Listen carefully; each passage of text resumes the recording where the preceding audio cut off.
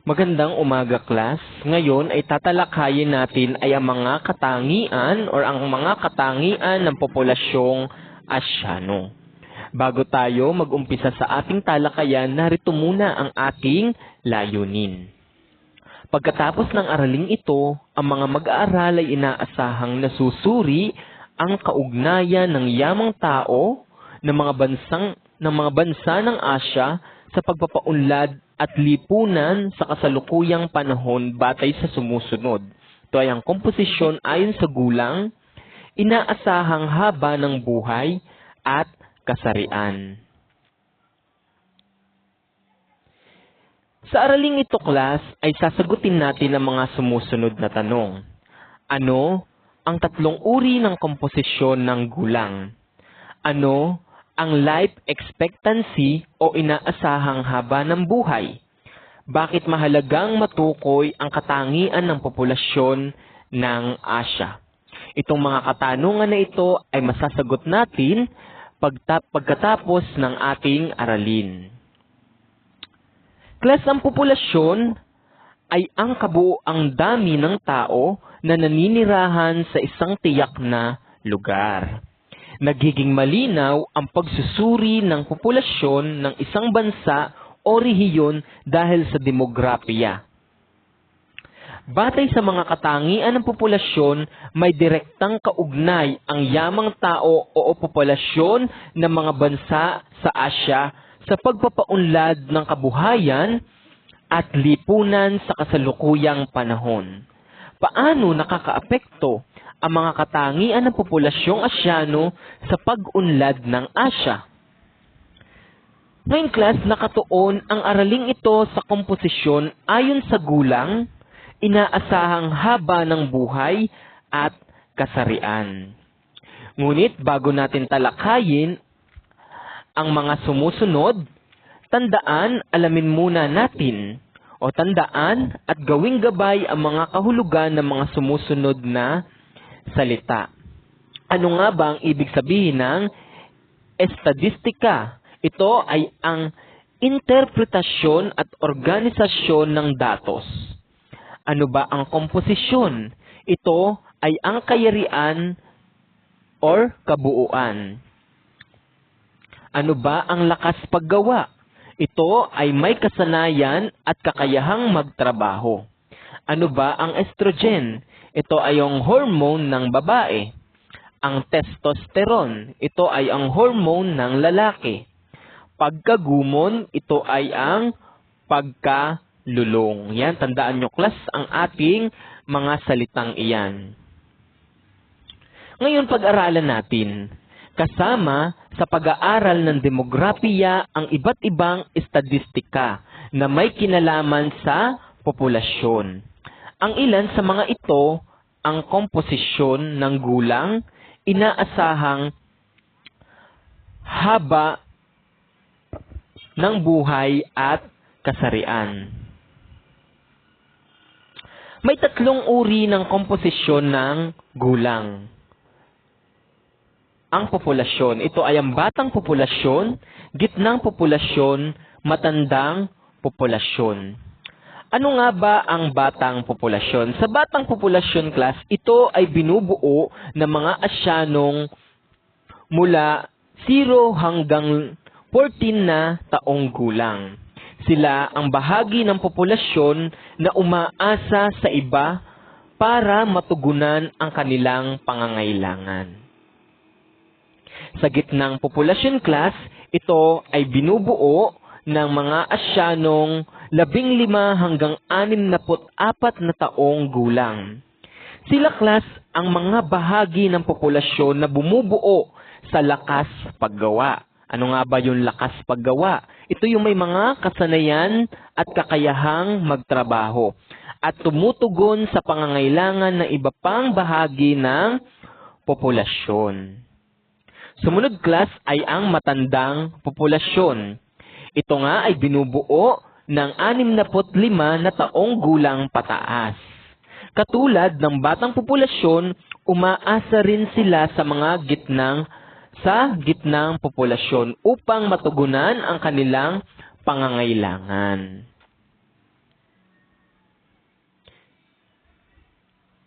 Class, ang may mga edad na mang 15 hanggang 64 na taon ay tinatawag ding produktibong populasyon dahil masigasig silang naghahanap buhay sa mga gulang na ito.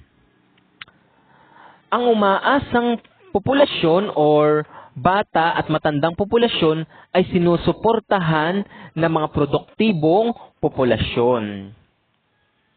Kaya nga, ang mga bansang may malaking bahagi ng gitnang populasyon ay maaaring maging malakas at matatag ang yamang tao at lakas paggawa.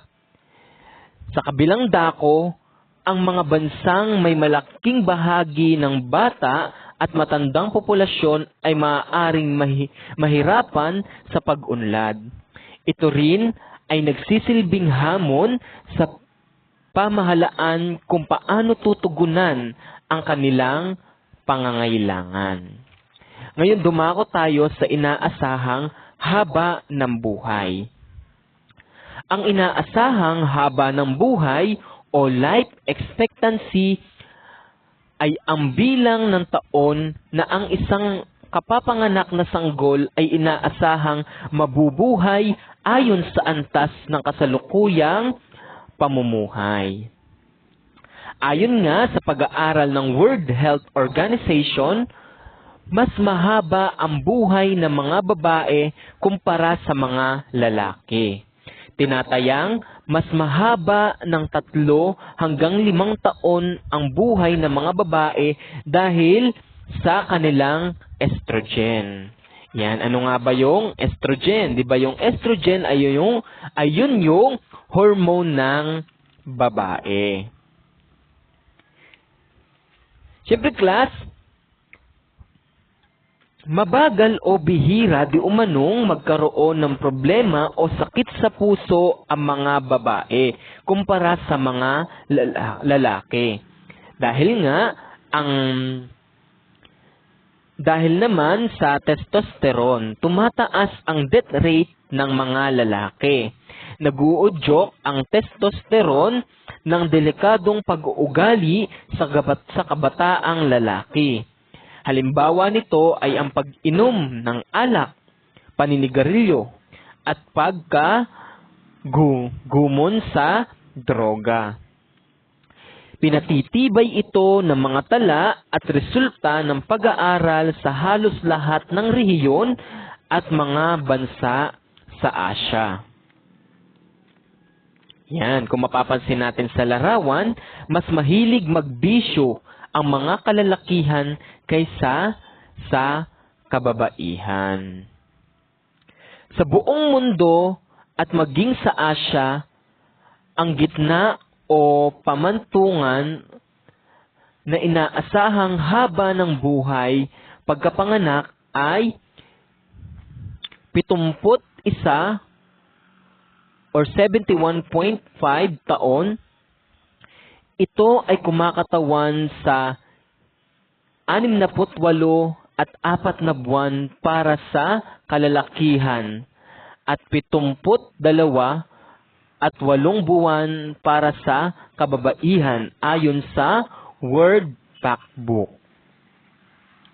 Ang ilan sa mga bansang pinakamababang pangkalahatang inaasahang haba ng buhay ayon sa World Health Organization ay Central African Republic or Democratic Republic of the Congo,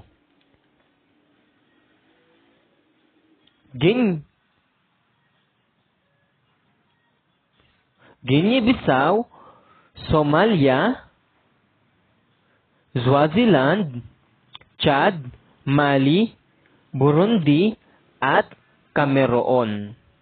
Karamihan ay mga bansa sa Afrika.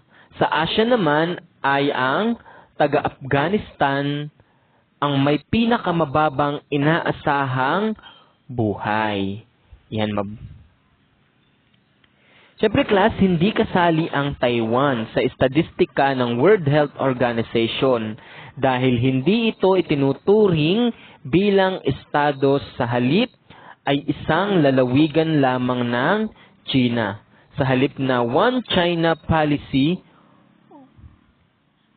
ayon sa Ministry or One Child Policy, ayon sa Ministry of the Interior of the Republic of China, ang life expectancy ng 23.5 million Taiwanese ay tinatayang umaabot ng 80.2 na taon noong 2016 mula sa 79.84 na taon noong 2014.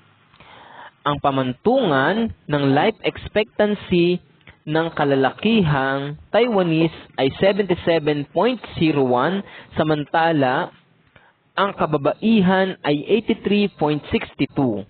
Mas mataas ito kumpara sa ibang bansa. Ang Hong Kong ay isang teritoryong may napakataas na life expectancy. Ayon sa Hong Kong Department of Health, ito ay umaabot sa 84.0 na taon. Yan, kung saan ang kababaihan ay 81.2 taon, ang kalalakihan ay 87.3 na taon. Noong 2016, nalalampasan nito ang inaasahang haba ng buhay sa Hapon na nakapagtala lamang ng 83.7 na taon. Hindi rin kasali ang Hong Kong sa estadistika ng World Health Organization dahil ito ay isang special administrative region of China at hindi kasapi sa World Health Organization. Yan, kagaya nga na nabanggit, maikli ang buhay ng mga tao sa Afghanistan. 47 taon lamang ang karaniwang haba ng buhay ng mga tao sa bansang ito. Kabaligtaran naman ang haba ng buhay ng mga tao sa Hapon, kung saan ang mga babae ay umaabot sa 86 na taon or 86 years old. At ang mga lalaki naman ay umaabot sa 79 na taong gulang. Yan, kung mapapansin natin sa larawan na ang mga taga-Afghanistan ang may pinakamababa o inaasahang haba ng buhay o life expectancy. Class, sa mga bansang Hapon, Timog Korea, Singapore, Qatar, Bahrain at United Arab Emirates ay may mataas na life expectancy. Kapansin-pansin na ang mga bansang ito ay may higit na maunlad na ekonomiya at may magandang serbisyong medikal. Ngayon, class, dumako naman tayo sa kasarian. Ang kasarian o sex sa karaniwang gamit ay tumutukoy sa pagkakaiba sa pagitan ng lalaki at babae. Ito ay maaaring tumukoy sa gawain ng babae at lalaki na ang layunin ay reproduction o pagpaparami ng tao.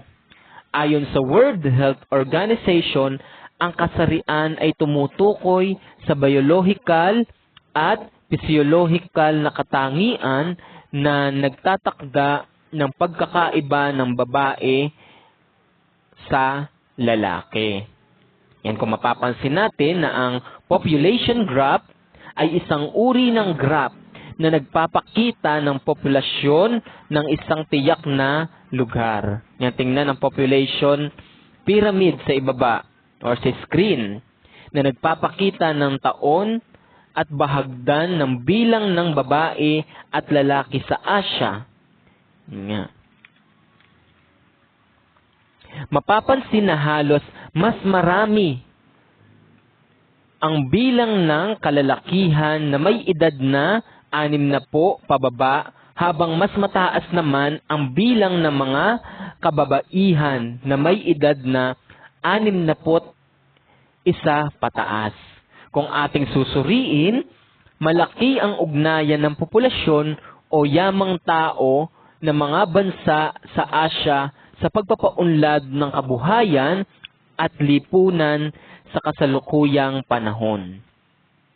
Ang gitnang populasyon bilang produktibong populasyon ang siyang katuwang ng pamahalaan sa pagpapaunlad ng bansa o rehiyon. Nariyan nga yung population pyramid ng Asya. Sila rin ang tumutugon sa mga pangangailangan ng mga bata at matatandang populasyon. Bilang umaasang populasyon, mapapansin na ang mga bansang may mahabang life expectancy ay yaong mga bansang mauunlad. Sa ganitong kalagayan, isa sa mga pangangailangang madaling tugunan at ipagkaloob ng pamahalaan sa mga mamamayan ay ang mahuhusay na serbisyong medikal, serbisyong wala o mahirap makamtam ng populasyon ng mga bansang umuunlad pa lamang. May mga kinalaman din ang kasarian at pagpapaunlad ng kabuhayan at lipunan sa kasalukuyang panahon. Mainit pa rin ang issue hinggil sa pagkakapantay ng kasarian sa pagitan ng kalalakihan at kababaihan. Hindi maitatanggi na sa kasalukuyang panahon, malaki ang papel na ginagampanan ng kababaihan sa pagpapaunlad ng kani-kanilang bansa at rehiyon, bilang manggagawa man o bilang profesional.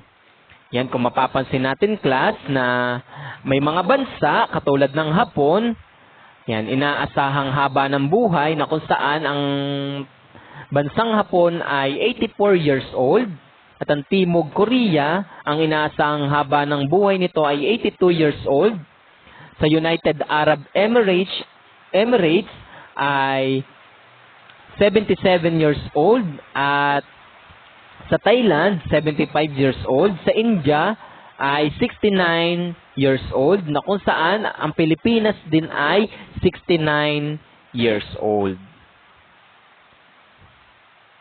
At dyan, class, natatapos ang ating talakayan ngayong araw. Ngayon, para sa inyong gawain